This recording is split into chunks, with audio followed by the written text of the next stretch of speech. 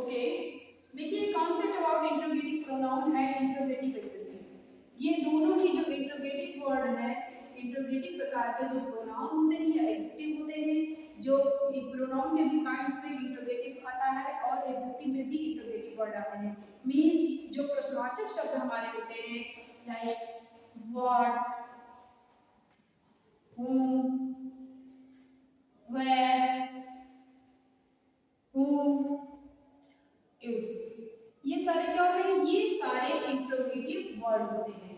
अब ये वर्ड हमारे इंट्रोगेटिव प्रोनाउन है या इंट्रोगेटिव एडजेक्टिव है, इसको हम कैसे पहचानेंगे? देखिए इसमें बहुत से लोगों को दिक्कतें होती है कि अगर वर्ड लिखा है, सपोज एक हम एग्जांपल लेते हैं, अगर हमें इंटरोगेटिव, इंट्रोगेटिव का अर्थ क्या होता है? इंटरोगेटिव, इंटरोगेटिव, इंट्रोगेटिव का मतलब होता है प्रश्नवाचक, प्रश्नवाचक।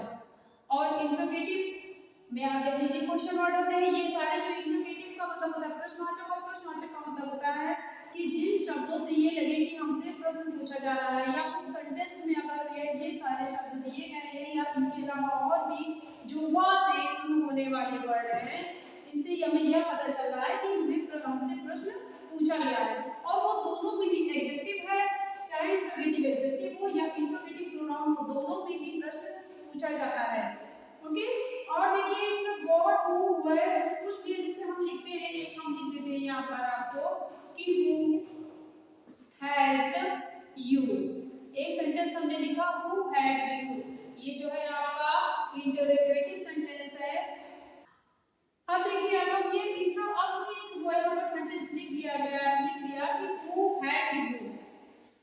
अब यहाँ पर जो हु वर्ड आ रहा है, इसके बाद आप ध्यान दीजिए, क्योंकि हमने अपनी पिछली क्लास में जब हमने एडजेक्टिव आपको बताया था तो उसमें बताया था कि एडजेक्टिव हमेशा नाउन से पहले ही आता है।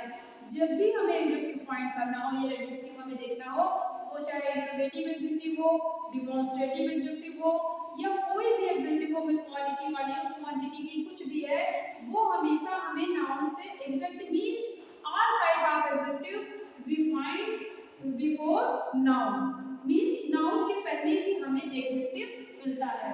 अब यहाँ आप देखेंगे कि अगर हम इसे एडजेक्टिव मानते हैं, इस इंट्रोगेटिव वर्ड को, इस क्वेश्चन वर्ड को यदि हम एडजेक्टिव मानते हैं, तो इसके बाद कोई ना कोई नाउन होना चाहिए, और यहाँ पर नाउन नहीं है। ये हमारा क्या है? यहाँ पर हमारा है वर्ब, ये वर्ब है। और अगर वर्ब आता है और उसके पहले हेल्पिंग वर्ब है या मेन वर्ब है, कोई भी वर्ब है, यदि उसके पहले इंटरोगेटिव वर्ड है, मींस प्रश्नवाचक शब्द है, तो वो हमारा एडजेक्टिव कभी नहीं होगा, वो हमारा क्या होगा? ये हमारा प्रोनाउन होगा। क्या होगा बेटा? ये प्रोनाउन होगा। तो ये क्लियर हो गया कि जब इंटरोगेटिव एडजेक्टिव या इंटरोगेटिव प्रोनाउन हो, दोनों में ही ये पता चलता है, दोनों ही शब्दों से कि ये प्रश्नवाचक शब्द होते हैं और हमसे प्रश्न पूछा जा रहा है। अब यहाँ पर आपको ये पता चल गया कि ये जो है यदि वर्ब से पहले आता है तो वो एक इंटरोगेटिव प्रोनाउन है। लेकिन दूसरा सेंटेंस यहीं पर हम ले लेते हैं, हम लिखते हैं यहाँ पर suppose which pen is your, कौन सी पेन तुम्हारी है? Which pen is yours. अब देखिए इसमें भी आपसे प्रश्न पूछा जा रहा है कि कौन सी पेन तुम्हारी है। अब इसमें देखिए ये भी वर्ड हमारा इंटरोगेटिव है और यहाँ ये भी हमारा वर्ड इंटरोगेटिव भी था, लेकिन यहाँ पर देखिए हमें, क्योंकि हमें यहाँ पर पता लगाना है, फाइंड करना है कि इंटरोगेटिव प्रोनाउन और इंटरोगेटिव एडजेक्टिव हम पढ़ रहे थे। इंटरोगेटिव प्रोनाउन हम समझ गए कि यहाँ पर जो है एडजेक्टिव कब होता, जब प्रोनाउन हम फाइंड कर रहे हैं तो ये वर्ब के पहले आ रहा है, इसलिए यह प्रोनाउन है। लेकिन यहाँ पर देखिए, यहाँ पर जो ये इंटरोगेटिव सेंटेंस है, इसके जस्ट बाद क्या दिया गया है? कोई नाउन दिया गया है। यहाँ पेन है, यहाँ शर्ट हो सकता था, ये यहाँ पर कोई और चीज भी हो सकती थी, कोई भी। तो यहाँ पर देखिए लिखा है कि व्हिच पेन इज योर्स।